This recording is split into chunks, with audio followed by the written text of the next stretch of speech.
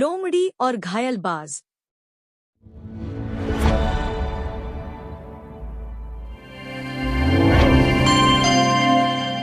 हरे भरे पहाड़ों के बीच एक पुराना जंगल था।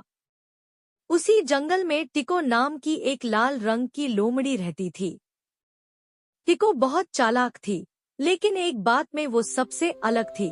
उसका दिमाग हमेशा अच्छा काम करता था। एक दिन टिको ने देखा कि झील के किनारे एक बड़ा बाज गिरा हुआ है। उसके पंखों में चोट लगी थी। बाज का नाम गरुड़ था।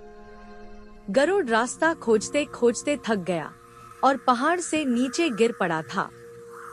टिको उसके पास गई और बोली, तुम्हें मदद चाहिए? गरुड़ ने कहा, मुझे बस कुछ दिन खाना मिल जाए, मेरे पंख ठीक हो जाएंगे। टिको सोचने लगी, अगर उसने बाज की मदद की तो बाज उड़कर चला जाएगा, उसे कोई फायदा नहीं होगा। लेकिन अगर बाज का साथ मिल जाए तो जंगल के ऊपर की दुनिया के बारे में भी वह बहुत कुछ जान सकती है।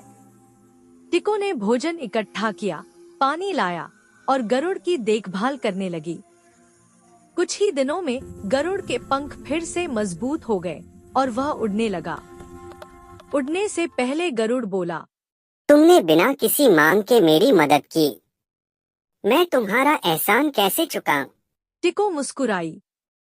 अगर दोस्ती में कोई फायदा ढूंढे तो वो सौदा होता है।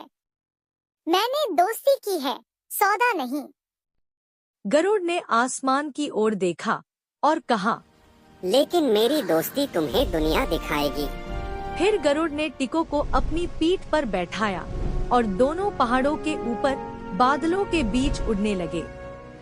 टिको ने पहली बार देखा जंगल कितना बड़ा है और ऊपर से कितना सुंदर दिखता है।